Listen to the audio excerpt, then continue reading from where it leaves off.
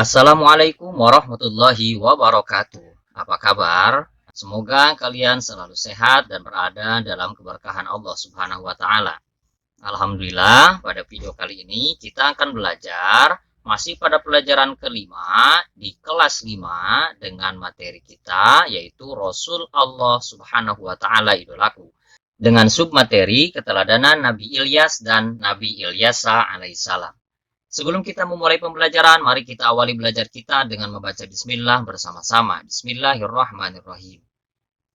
Adapun tujuan pembelajaran kita kali ini adalah setelah kalian menyimak video ini, diharapkan kalian dapat memahami kisah Nabi Ilyas dan Nabi Ilyasa alaihissalam, dapat menjelaskan kisah Nabi Ilyas dan Nabi Ilyasa alaihissalam, dan juga dapat mengambil pelajaran atau hikmah keteladanan dari kisah Nabi Ilyas dan Nabi Ilyasa alaihissalam.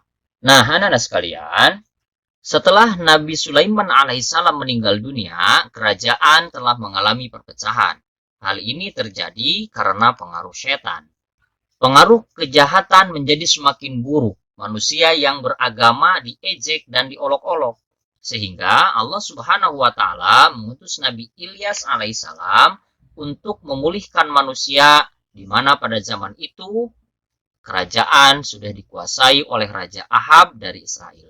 Perhatikan dengan cermat dan bacalah dengan baik Quran Surah As-Saffat ayat ke-123 ini. A'udzubillahi minasyaitonirrajim. Bismillahirrahmanirrahim. Wa inna Ilyasa laminal mursalin.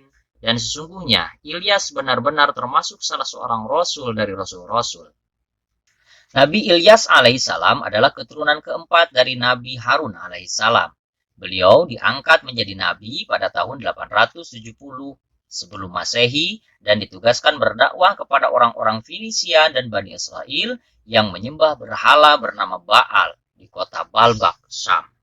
Balbak atau Baalbek berada di sebelah barat kota Damaskus, Lebanon Timur sekarang. Kota Balbak diambil dari nama berhala yang mereka sembah. Nama Balbak disebutkan sebanyak 2 kali di dalam Al-Quran. Berulang kali Nabi Ilyas alaihissalam memperingatkan kaumnya, jika nasihatnya tidak dihiraukan, maka akan terjadi bencana kekeringan dan kelaparan yang terjadi pada negeri tersebut. Nabi Ilyas alaihissalam juga memberitahu bahwa Baal yang mereka sembah tidak mempunyai kuasa untuk menahan bencana tersebut. Tetapi para penduduk tidak mengindahkan peringatan dan tidak mengubah kepercayaan mereka. Mereka tetap durhaka, menentang, dan bahkan mereka membenci dan hendak membunuh Nabi Ilyas alaihissalam. Agar selamat dari kejaran orang-orang kafir tersebut, maka Nabi Ilyas bersembunyi di dalam gua selama 10 tahun. Karena kedurhakaan orang-orang kafir itulah Allah Subhanahu wa taala menurunkan musibah kekeringan. Di sana tidak pernah turun hujan selama 3 tahun. Akibatnya, banyak tanaman dan binatang ternak yang mati, serta banyak pula penduduk mengalami kelaparan karena kekurangan makanan. Setelah musibah terjadi, mereka baru tersadar bahwa seruan Nabi Ilyas alaihissalam itu benar. Setelah kaumnya sadar, Nabi Ilyas alaihissalam berdoa kepada Allah Subhanahu wa taala agar musibah kekeringan itu dihentikan. Doa Nabi Ilyas alaihissalam didengar dan dikabulkan oleh Allah Subhanahu wa taala. Namun, setelah musibah itu berhenti, tanaman dan ternak mereka kembali baik. Mereka kembali durhaka kepada Allah Subhanahu wa taala. Akhirnya, kaum Nabi Ilyas alaihissalam kembali ditempa musibah yang lebih berat daripada sebelumnya, yaitu gempa bumi yang dahsyat sehingga mereka mati bergelimpangan. Nabi Ilyas alaihissalam dan orang-orang beriman lainnya selamat sebab mereka telah pergi terlebih dahulu meninggalkan negeri tersebut. Kemudian Allah mengutus Ilyasa untuk menggantikannya.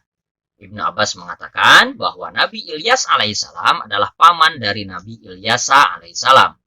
Nabi Ilyas melaksanakan perintah Allah Subhanahu wa taala dengan penuh ketaatan. Nah, anak sekalian, pelajaran yang dapat kita petik daripada kisah Nabi Ilyas alaihissalam adalah yang pertama, Nabi Ilyas alaihissalam senantiasa sabar menghadapi umatnya yang durhaka dan tidak pernah berhenti mengajak kepada kebaikan. Yang kedua, Nabi Ilyas alaihissalam selalu berdoa untuk keselamatan umatnya. Dan yang ketiga, bagi umat manusia yang durhaka, Allah turunkan malapetaka atau siksaan. Selanjutnya, keteladanan Nabi Ilyasa alaihissalam. Perhatikan dengan cermat dan bacalah dengan baik Quran Surah Al-An'am ayat ke-86 berikut. A'udzubillahi minasyaitonirrajim. Bismillahirrahmanirrahim.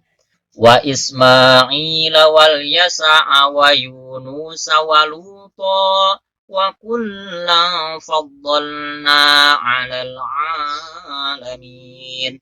Dan Ismail, Ilyasa, Yunus, dan Lut, masing-masing kami lebihkan derajatnya di atas umat manusia di masa. Nabi Ilyasa adalah keponakan dari Nabi Ilyas alaihissalam.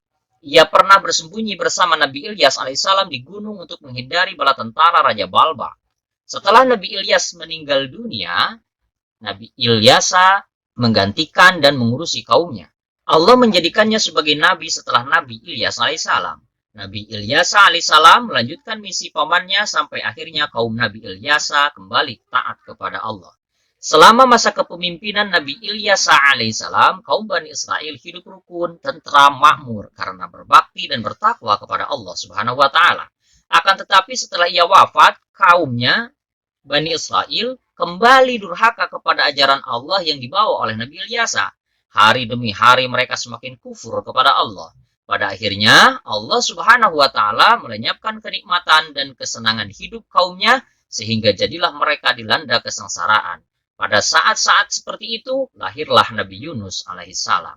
Anak-anak sekalian, pelajaran yang dapat dipetik dari kisah Nabi Ilyasa alaihissalam diantaranya adalah yang pertama, Nabi Ilyasa alaihissalam adalah pelanjut kekuasaan dari Nabi Ilyas alaihissalam. Nabi Ilyasa alaihissalam mampu menciptakan kaumnya hidup rukun, tentram, makmur karena berbakti dan bertakwa kepada Allah Subhanahu wa taala. Ketaatan kepada Allah dan Rasul-Nya pasti membawa kebahagiaan hidup di dunia maupun di akhirat kelak. Dan yang terakhir, kedurhakaan kepada Allah dan Rasul-Nya adalah penyebab kesengsaraan di dunia maupun di akhirat kelak. Nah, anak-anak sekalian, sebelum kita mengakhiri pembelajaran kita, mari kita tuliskan jawaban pertanyaan-pertanyaan berikut ini.